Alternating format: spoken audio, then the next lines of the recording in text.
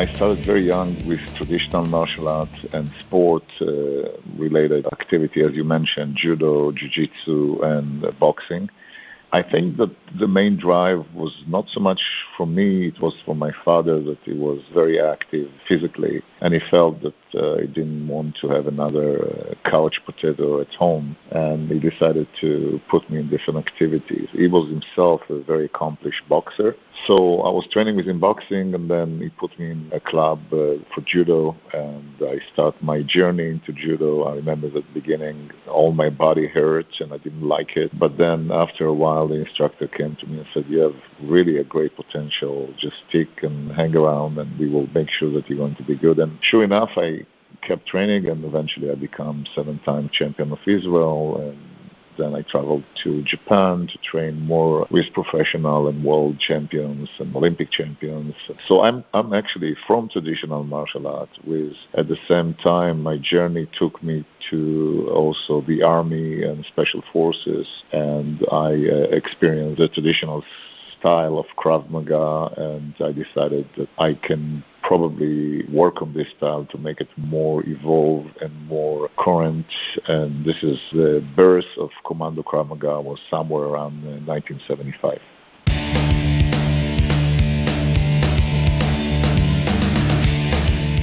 It's also very important to never forget where you started from, not just to focus on what you are today. I have a lot of respect for traditional martial arts. I express that all the time. There is a very strong need for the traditional martial art for many different goals that you can achieve through them and so forth. So we do have a lot of respect. Now, Commando Krav Maga was born specifically from the fact that when I was drafted to the army, I was a big and strong guy that also been accomplished in judo and jiu-jitsu. And when I trained Krav Maga, the old style of Krav Maga, I just felt that it was all based on trying to overpower the attacker. And every time that I was the attacker and the other people tried to overpower me, they were failing. And that was kind of strange for me. I said, if a style requires for you to be the strongest and the biggest, you have a problem, because there is always somebody bigger and stronger than you. Plus, in reality, when you fear for your life and adrenaline is rushing in your blood, you are not as strong as you think you are.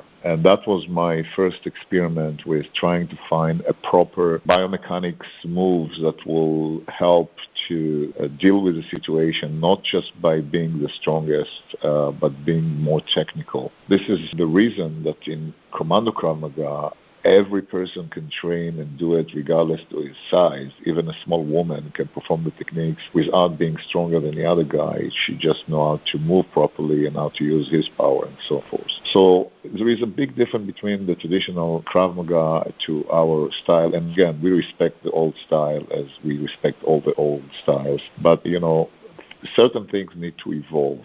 Imagine that you use the same cell phone that you used 25 years ago. I mean, things have to change, and things are changing. The society changing, the threat is changing, the attack are changing, and so the techniques also have to move on to what the modern life is required. So Commando Krav Maga don't deal with any kind of the things that normally in traditional martial art. We don't focus on proper kata or anything like that, although we do understand that it's required for training. We do it in a different way, in our way. But our focus is what is really happening in the street and what the fastest way to deal with it. If it's a knife or gun, multiple attackers, and so on. And we don't deal with belts, we don't deal with referees, we deal with reality. And the main principle of our system is, of course, not to fight as much as you possibly can. In fact, we always say disengage,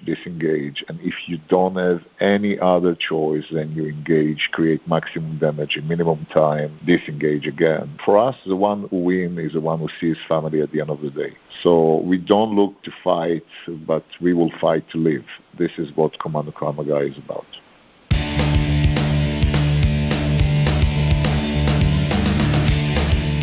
It's based on simplicity. We believe simplicity is genius, and it's just not cliche, it's a real thing. Meaning, anything complicated will not work for you in reality.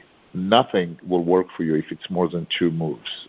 Under stress, any kind of fine motor skill will not work. And you have to try to find a way to create a move that within 1-2 you will be able to escape or take control of the situation. And this is the beauty of CKM. Most of the moves are based on simplicity, gross motor skill, and under stress you can see that it's working. And we test all our techniques under stress. Within the first few training, you're already facing 1, 2, or even 3 attackers that will attack you full force, no cooperation, with knife, guns, strikes, and you learn how to deal with them, of course, after you practice the techniques.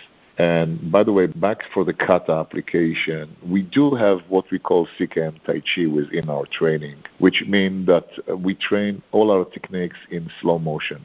Some of them even blindfolded when there are two bodies connected to each other, let's say with gun threats or with escape from hold. We blindfold the person who's going to be attacked, and we're working extremely slow motion for a while to create the proper programming of the brain to recognize the situation and to find a solution. And after that, we increase it to normal speed and then to full speed and so forth. So we really put a lot of emphasis on technicality in our system. It's a very, very technical system, Commando Krav Maga.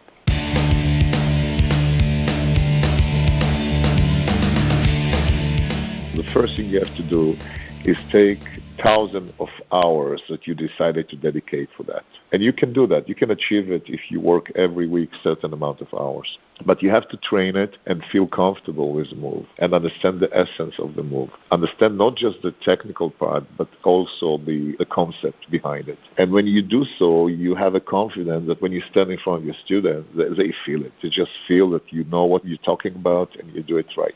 But this is only one challenge. The other challenge that every person that wants to be successful in teaching CKM or teaching any martial art, you also have to have a good business sense.